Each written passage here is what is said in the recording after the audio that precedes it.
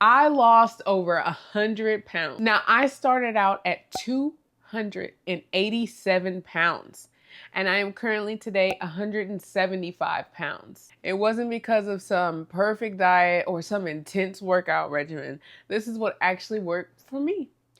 In this video, I'm going to be talking about lifestyle shifts, mindset changes, and things no one really talks about.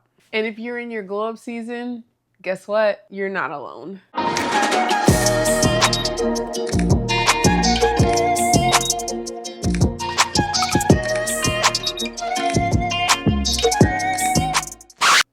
Wow. I started out at 287 pounds. 287 pounds. And I am now at 175 pounds as of today. Now, quick note. This is not medical advice. I'm not a doctor, nor am I a licensed professional. This is just what works for me. So listen to your body, use what helps, and ignore what doesn't. So don't come for me in the comments, please. Thanks. All right, let's get back into it. Before we dive into this video, my name is Cassietta. I am new to the YouTube world, so bear with me here, but I will be posting about home, fitness, finance, lifestyle, beauty, a little bit in between. So if you like what you watch today, please stay tuned. All right, let's rewind and take it all the way back to my origin story. Growing up, I was overweight, okay? Look, I like to eat. And my mom was the type of person who could throw down in the kitchen, and I was throwing it down, and it was clearly showing on me. But she could whip together 2-3 meals, and they were large family meals, and oh my gosh, it was a big part of just family to me. It was just having food and breaking bread together, and it was an experience. And so I grew up to just love the nature of food and getting in the kitchen and just loving eating food. And I mean, it was on my body. So, hey. As a kid, I would say it wasn't until about late middle school when I really started to learn I am shaped and I weigh different than the other kids that are around me. And that's when I started to get this sour relationship with food. I'll say I definitely grew up with the finish everything on your plate and like you can go back for more because there's so much accessible to you. And so that was pretty much the origin of where my relationship with food really began. So fast forward as I got into high school, I definitely was on the larger size. I was around 210 pounds in high school, and for my height and my build, it didn't seem like anything outrageous, but I still felt very insecure, and it did cause a little bit of confidence issues because I was overweight and I was aware I was. Now, when I tell you I tried everything, I mean everything in my teens. I was like, I'm going to lose this weight. I might be 210 pounds, but I still feel overweight. And so like, I literally tried everything. I tried the sweatbands around your stomach because I was like, oh my gosh, I have a saggy stomach. I want, I have a pouch stomach. Like, I want to lose it. So I would use the sweatbands around my stomach. I use the medicated sweatbands, like it's like a parchment paper and it's got this cream on it and it's supposed to make you all tingly and make you lose weight. I tried the little pills that were basically like detox teas and stuff. I tried all. I tried the keto, the keto powders that you would add to water and it was supposed to put you in ketosis. I mean, I tried it all. Only thing I will say I don't think I tried was the carnivore diet. If anyone's ever tried that, I mean, hey, I was right there with you. I was willing to try it all. I watched hours and hours and hours of YouTube. I tried everything. I was doing intermittent fasting, although not really consistent. I was just doing everything. But looking back on it, after knowing where I peaked at, I think that 210 was okay. But it's all about the journey. Basically, I just went through high school at the 210 mark, and then I got to college. And when I got to college, that's when I was on my own, and I basically got to learn what it was like to be on your own. It's your introductory to adulthood. I remember getting my apartment because I lived on campus and opening the fridge and being like, damn, there's nothing in here. And you got to go to the grocery store and you got to buy groceries and you got to cook meals. Oh, there's a lot to this. Now remember, I grew up eating full course meals, 3, 4 full course meals every day. So I grew up around food, but I didn't realize how much time and energy really went into preparing the food that you were going to eat every day. And so I opened the fridge and there was no abracadabra moment. I was like, wow, there's nothing for me to eat. And now got into college and I'm a stress eater. So for all my stress eaters out there, you're not alone. We're out here. We feel you from afar, yes. And when I would be studying or I would have tests or I would have projects that I would be working on or I'd be staying up and pulling an all-nighter just working on something for class each day, I always had a snack. I go get me a full-size pizza and some cinnamon rolls and I would be kicking it like I just was living it up and I was eating and eating and eating and eating and eating. And ultimately, that freshman 40, 40, 50, 60. You know what? We're going to stop there because it's a little embarrassing. So that's, yeah, that's 60, 70 pounds. Ooh, sound a little sour saying that out loud. But yeah, that's real. And I experienced it in its fullest. And so I got to right around the time when I was getting ready to graduate. I think it was my last semester of school. And me and my boyfriend, who's my husband now, we were kind of going through a rough patch of just trying to figure out where are we going in life? What is the plan? What are we trying to do? What are we doing as these like premature adults? I don't know. And so we were kind of getting into it and he decided to take this internship in another town. And that left me by myself. And I stepped on the scale one day with all of this stuff going on, just lifing, and I saw 287 pounds on the scale. I saw 287 pounds on the scale and I about lost my mind. I said, oh my gosh, because that was far too close to threes than I was comfortable with being, period. Like I know that's not everybody's story. I know everybody doesn't get to have that wake up call over a number that they see, but let's just say I didn't want in my lifetime to have the memory of looking back and being like, goodness, I remember what it feels like to be in my 300-pound life. I just didn't want that for myself. And it was my wake up. It was my moment, the moment. And I woke up and it was a flip of a switch and a fire burning inside that said, you're going to make a change because if you do not, baby, you're losing it. Like you have now let go and you need to get control and pick it back up. And that is exactly what I did. So that goes into the start of 2020, which was the time of the pandemic. And this was the beginning of my journey. So getting into my 7 tips I did after this moment, my wake up call, my it moment. The first thing that happened was I had a cousin come over and he was plus size as well. So he was about 350 pounds and I was teeter-tottering the 300-pound mark, 287, right? And I just remember us both being like, we don't want to be here. But the moment where things started to domino and snowball into this, it's going to happen this time. And this time's going to be the time. Not the, oh, I hope, it was the time. And so he came over and we were talking and he was like, oh, I can do push-ups. And I'm thinking like, okay, sure, you can do push-ups. Not judging, whatever. Like, okay, whatever you say. And he got this 350-pound man, got down there and was doing push-ups. And I said, oh, okay.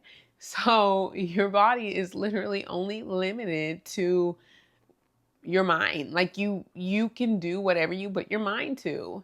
And that was all contributing to this wow moment. And I will say it wasn't a snap of the fingers and just overnight, it just all fixed itself. It definitely was over time, maybe 2 weeks at most. And so all of these things just started happening, the cards started aligning, and before you know it, I was on the start of my journey. So this is the perfect segue to lead into my first tip. Find an accountability partner. This person should ideally be someone who knows your goal. It's even better when they have a similar one at hand because both of you feel most motivated to do so. My mentor, Miles Monroe, often said, "You are more likely to complete a task when you tell someone else." When you have someone else hold you accountable because you don't want to feel as though you let them down or you let yourself down, you're that much more likely to actually complete your goal than when you only tell or promise yourself.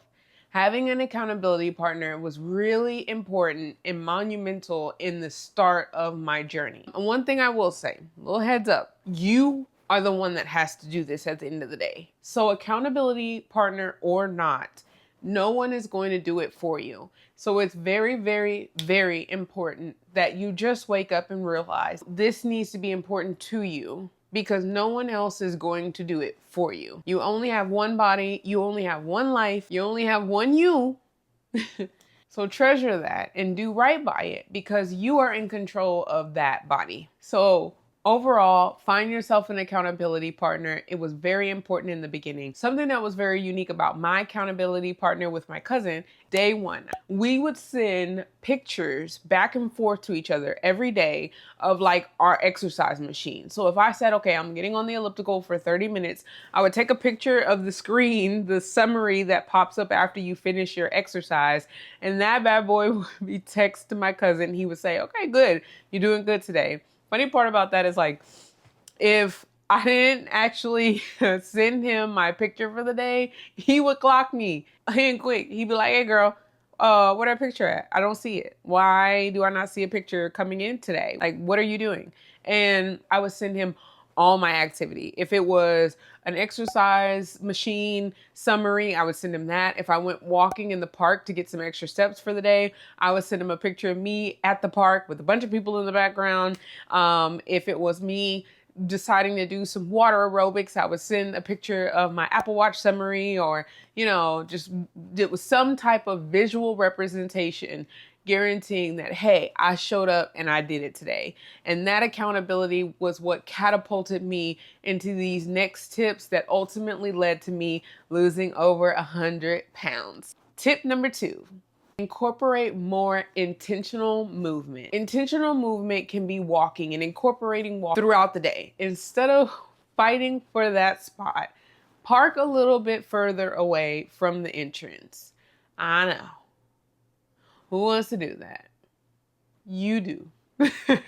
Getting those extra simple steps in a day. Now you're already going to walk around the store for the groceries anyway. What is 5 extra cars in the parking lot going to do? It's going to give you some extra steps throughout the day. And those small intentional steps, it will add up over time. So be mindful with the amount of movement that you incorporate in your day. If you live on a 3rd floor of an apartment and you have an elevator, instead of taking the elevator today, take the stairs. One thing I can say for sure is after I lost over 100 pounds, I can go up a flight of stairs and I'm no longer winded. And that's something I'm so grateful to experience. That is definitely a mini victory that I never would have thought of. I learned to get movement doing things that I truly enjoy doing. And so not all movement has to be boring. I recently got into boxing. Before you know it, I'm not going to say I'm, tapping into my Layla Ali, but let's just say I was not expecting to fall in love with the concept of boxing, and I really enjoyed it. I mean, heck, I was going out to the basketball court and just letting them run circles around me, but it was about getting that movement in, It was about doing things that I like. I want to do Pilates. Their exercise and movement can come in a lot of different forms. There are plenty of ways that you can get active. It's about the ones that you intentionally pick and can stick to as a consistent pattern in your journey. Tip number 3, awareness of food and ingredients. Now, I say this because you would be surprised at the statistics for the number of people who do not read their nutrition label whatsoever when they're making food choices. Now, get this, right? There'd be so many times where we'd be in the grocery store and I would actually pick up an item and start to read the nutrition label. So, based on the National Library of Medicine, a survey was done indicating that 71.97% of participants claim that they don't use a shopping list. And more than half of them, 61.8%, indicated that their choice of specific food was not based on the nutrition label at all. Only 9.3% of consumers claim that they even use the nutrition label when shopping. And overall in the study, 57.7% of consumers don't even understand the food label. So the overall takeaway is less than half of people in the store ever take the time to read their nutrition label. And this is important because, in my opinion, you really should get familiar with what is going in your body. Similar to when you go on a date and you're like, hey, I got to interview you to really understand whether we're going to connect well, we're going to get along, right? Well, I don't know why we don't do the same thing with our food. It's a relationship with our internal organs, and they will thank you for it by giving a little bit more vetting to the people and the foods that you let in your body, okay? I'm just saying. I know we don't want to hear it, but it's the truth. Look, your organs are fighting for their life with some of these engineered foods that we're giving it. I learned that there are so many different names for different foods, and they will be disguised under these aliases, or they will be manufactured versions of that ingredient. And don't be fooled by the pretty packaging. If it has packaging in general, you should still just read it and get an understanding of it. And my number one rule when it comes to reading a nutrition label is, if that bad boy is longer than the Old Testament, you should probably let it go. It's fine. You don't need it. It doesn't need you. You can just part ways there. Sorry. I know that's tough. If you are reading a label and it has falaganaga wilagada and it starts speaking in sim language, I would reconsider, because if it's a whole nother language that you can't understand, it's probably not designed for your body and mind. So ultimately, be aware, take the time to really look into your foods, read the ingredients list, and I guarantee you that will be one stepping stone in the right direction to helping you ultimately reach your weight goals. My next tip to you: moderation over extremes. This is not an all or nothing. I'm at Christmas and Thanksgiving, right? And I see this pie, and I don't know how many times I've seen people, especially after my full weight loss journey, when I'm still just in refining where I want my weight goals to be, and I have so many people that come up to me and be like, pie? Baby, I'm gonna eat the pie. Get out of my face. It is not bad to treat yourself. What is important is to do so in moderation. So should you pair these good, nutritious, green, whole foods with a sugary treat from time to time? Yes, it will not kill you, I guarantee.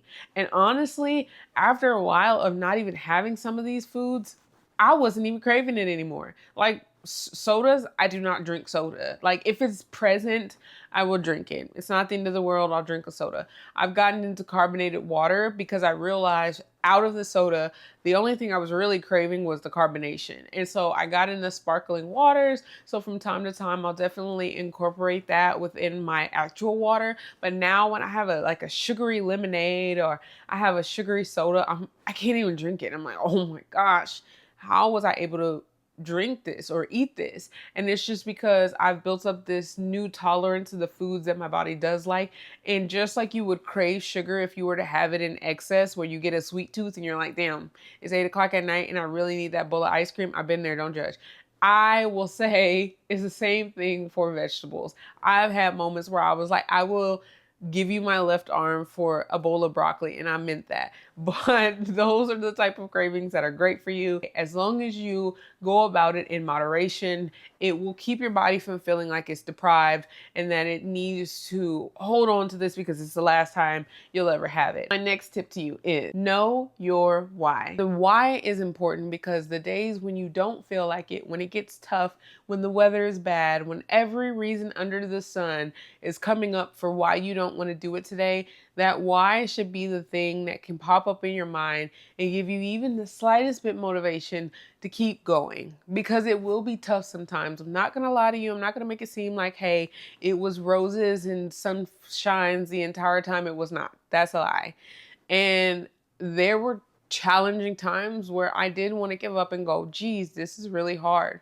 But knowing my why and having that fundamental step written out for me where I could visually see it and remind myself that this is what I am going after, it was so helpful. And I doubt that I could have fully made it through the entire journey and pushed through those challenging times had I not had that why present in all of those moments. So essentially, know your why. My next tip to you is create benchmarks. When I first started, it was the beginning of the year. I was concerned that I was going to be lumped in as a typical cliche, new year, new me, I'm going to go to the gym. Well, I wanted to make sure it stuck.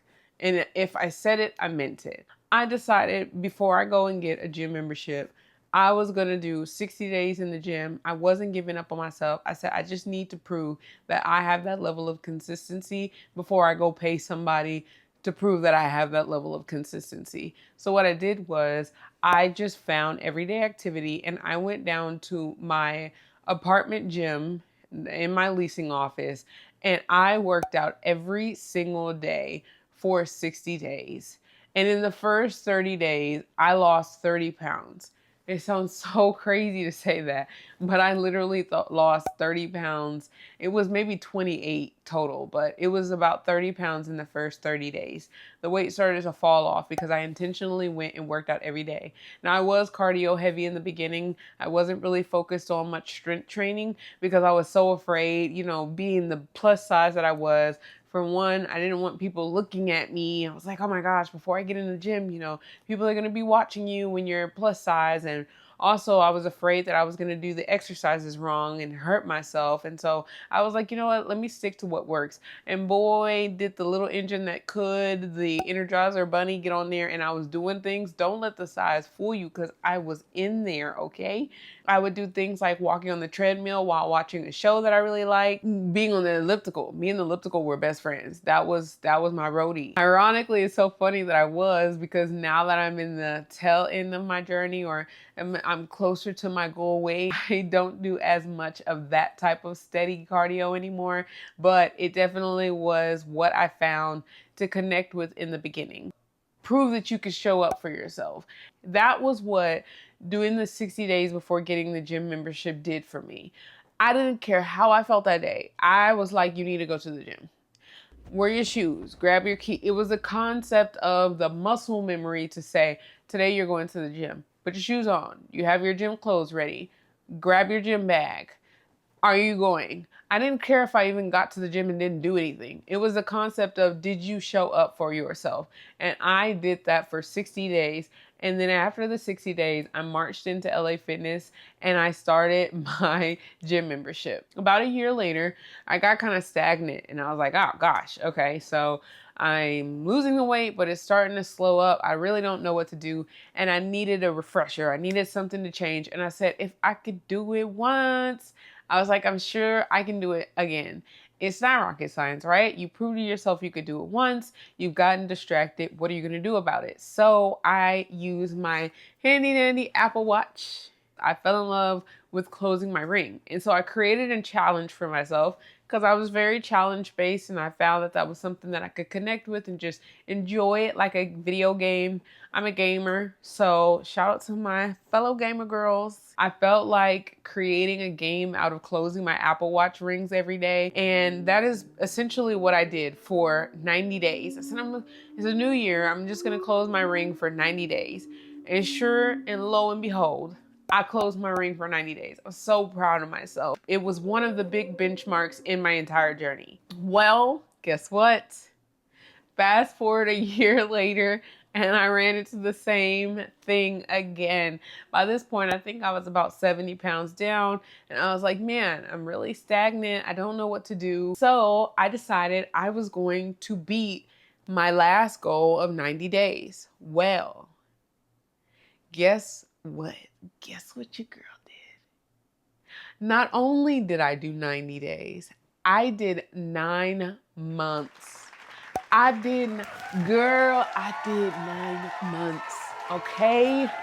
I did 9 months. Oh, I was so proud of myself. I set a benchmark to surpass my 90-day mark. Ironically, my ultimate goal once I passed the 90 days was to just keep going and see how far I got. And I think after I hit the 6-month mark, I said, well, I'm already halfway through the year. Let's try and do a year. And so I was aiming for a year mark. And then I found out that I had created this attachment to the goal itself.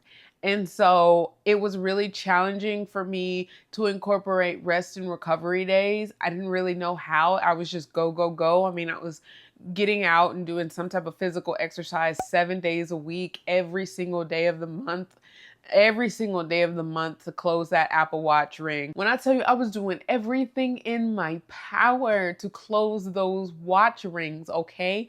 I had times where I would go to my apartment gym at 11:58. I'd be doing jumping jacks. I would be jump roping. I'd be sprinting on the treadmill. Girl, I was going to do it. I was determined. I said, I'm going to close these Apple Watch rings. I promise you. And I did. I went all in. And my husband was playing the game, watching the show. And I said, hey, I'm going to lay down for a little bit. Can you wake me up at 11 o'clock? I still need to close my rings. Well, I guess I didn't get up, and ultimately I didn't close my ring. And I was devastated. When I tell you I was boo-hoo crying, I was ugly crying. I was toddler. I mean, I was ugly crying. I was so sad. That's when I realized that I had grown this attachment to the task at hand and lost sight of my, guess what? Why? When I realized I had done something so amazing as closing my Apple Watch rings every single day for 9 months, it changed my life. I was so happy. I stopped looking at what I didn't achieve, and I really focused on what I did, and just creating that benchmark of saying, this is what I'm going to do, and this is the time frame I'm going to do it. It made such a huge difference in my journey. Okay, my next tip to you is find the best time of day for your physical activity. Whether you're an early bird or a night owl, everyone has something called a circadian rhythm. It's your body's internal 24-hour clock that affects your sleep, your energy levels, your alertness, your hormones, along with several other things. Why this is important is because really dive into what time of day works for you. I know some people are like, hey, I'm an all time of day type of person, but really take a deep dive and understand what time of day are you at your best. This will help to work with your body and not against it. If you are at your prime at night, then maybe you should tailor your workouts around your nighttime routine. And that will help you to maximize the time of day in which your circadian rhythm is at its best. For those of you who are like me, I'm an early bird. I gotta go to the gym first thing in the morning, okay? Before my eyes are fully open and my brain has time to process the fact, oh crap, I am at the gym. I need 5 o'clock in the morning. I have my clothes set out on my nightstand. I put my gym clothes on. I take my pre-workout or whatever I'm gonna drink before I go to the gym. Shoes are on. I'm at the gym. And before you know it, my body is having a process like, oh my gosh, I was asleep 1 minute and I'm here the next.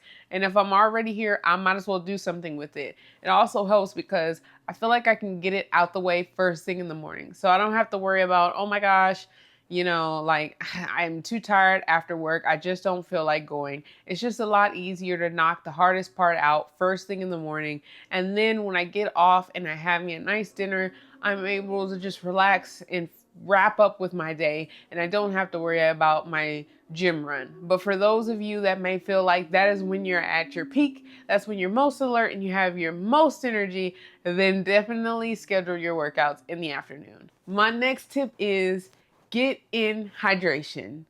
A lot of the times you will feel hungry and your body will send signals that it is hungry. Well, guess what? In reality, it's not hungry, it's thirsty. And what I was able to do, I did some research and I found this nifty water bottle on Amazon. It's so nice. It actually has a touch screen on it. I don't know if you could see, but it has a nice little nifty touchscreen on it, and it has an app, and you can basically tell the water bottle how many ounces of water that you want to aim to drink every day, and it will help you keep accountable. It has a blue light on it, so it will flash blue when you haven't drank water within whatever time period you want. So like mine is every hour. So if I don't sip my water bottle every hour, the ring light will turn blue, and it'll have a little icon on there of a person drinking water, and it'll basically say like, it is time for you to drink your water. I'm at like almost 200% on my water today. Make this more of a fun experience and less of a daunting thing of, did you drink your water every day? I thought that this was really nice. It ran me, I believe it was about $42. I highly recommend it because it keeps me drinking water. I don't know how many times I would tell my husband, I'll be drinking water. And he's like, how much water have you had for the day? And I'm like, I don't know. It feels like a lot. And in reality, it would be like 6 ounces. And he's like, well, you barely had a cup of water for today. I'm like, dang. I guess you're right. And this keeps me accountable. I also can spy on his water bottle because we have matching ones, and I can be like, dang, he has me beat for the day. And it just creates this fun little challenge of knowing whether we've drank our water or not. If you're interested in this water bottle, definitely check the comment section below. I'm going to leave a description on where you can find it. I highly recommend it though. This was great. My last tip to you is treat this like a lifestyle. So if you want this to be something that you continue forever on, and this is not just a phase, you might have hard times where you do go up on the scale. But if you treat it like a lifestyle, those principles that you learn and you try to really get yourself there are not going to go away. You're going to be able to do it again because, like I've discovered, if you could do it once, you could do it again. If you could do it twice, you could do it 3 times. And forever on, you will then know the blueprint of how to do it. And that you can take with you and ascend throughout your entire lifestyle. All right, last but not least, the victories. This is my favorite part of this entire journey and what I feel like really made a huge impact. This was the emotional payoff. For me, exercising started to become more of therapeutic. When I was having a hard day or when I needed some stress relief, that was the gym for me. I was able to go sweat it out, to distract myself from all the things that were going on in my life. And that's where I found this connection in the gym. For some people, it may be community. And this means it's not just about chasing results. It's about creating sustainable habits that will carry you on for the rest of your life. Another very important victory for me was the small strength changes. When I would need to open up a can, I felt like a muscle mommy when I could open up the can by myself, and I would be looking at my husband like, I did that because I felt like I was Wonder Woman because I was now stronger than I used to be. And it was such a great feeling. And it still is to this day when I'm able to hit a new PR in the gym, and I just feel amazing because I know that's what my hard work pays off for. Now, one jar I will say that I to this day cannot open are the Talenti, or however you say it, the ice cream jars. These ice cream jars, when I tell you I cannot open them ice cream jars for anything, it does not matter how strong I feel I am. I can't open them. I don't think they're designed for humans to open. And somehow they get opened every time one enters my home. Another one of these moments was when I got to arm wrestle my brother. Now, you can imagine I was feeling like the stuff, given I'm this young girl that beat her brother in arm wrestling, this army guy. It was such a memorable moment in my journey, and I definitely feel like all of these moments really added up, and looking at it collectively, it was a major victory for me that showed that I was on the right path to where I wanted to go when it came to how I was treating my body. Bonding with my coworker, like I literally had my coworker and we're talking about the gym and she's like, oh wait, you go to the gym? Find out she does CrossFit. So I started getting into CrossFit. I'm like, what the heck? Didn't think I would be here. And I got to show her this video of me deadlifting all of this weight that I did not think I could do. And I was just so proud of myself. I could not believe that, like, through sheer will, that was something I was able to do and able to lift. I don't know if I'm still able to lift that much right now because, you know, shifting of goals, but it was such a monumental experience for me in my weight loss journey of being like, wow, I got to connect with somebody about the gym. I got to share with them my latest PR or the strongest deadlift I've ever done. I am able to share this with the world, and it feels like such a huge victory. Now, the last little victory that I want to share that I feel was huge. Pay attention to the progress beyond the scale. This means things like clothes fitting different, measurements changing, mental and emotional growth. And it reinforces that the scale is not law. There were so many things that I was able to do that was not all centered around the scale. And it just surprised me. I literally went from a size 16, 18 jeans to a size 6. We're not going to worry about the booty because I ain't got that. So it's okay. We're working on that. Remember how I kept saying goals were shifting? Yeah, I meant that. It's okay though. We're trying to work our way to what Beyonce say. If you don't jump to pull jeans up, you don't feel my pain. I don't have to jump, but it's okay. But just remember, the scale is not law. Yes, it is magnificent to see it go down, but I don't know how many times I put on a pair of pants and I was like, dang, but the waist is a little bit small. I gotta wear a belt now. If you had told me that at my largest, I would not have believed it. I would have thought that that was a pipe dream and maybe one day, but I really doubt it. And here I am. And it's incredible because all of these steps, along with just the sheer will of wanting to do better for myself, and the primary reason for doing this video and wanting to start this channel is because I want to connect with other people and I want to create a community of people that have similar interests. And if I could share any tips from my experience of what I went through, how things worked for me, what didn't work for me, and if it can save you even the slightest bit of time in your journey of really getting to understand you and getting to understand your body, then I'm more than glad and happy to give back to people in that way. If this video resonated with you and you are in your glow up era, best of luck to you on your journey. Stay tuned, follow, subscribe, like, and I'll see you in the next one. Bye. Wait, is this thing on? Okay, look, I'm just making sure. Wait. Oh my gosh, look at my little peanut head. Don't do me, okay? I'm just a girl. I'm just trying to make it, okay? I'm just a girl. I'm just a girl. Look, my voice is dry as dry. I'm just a girl. Look at you learning. Because what? I got that battery on deck. Let's go.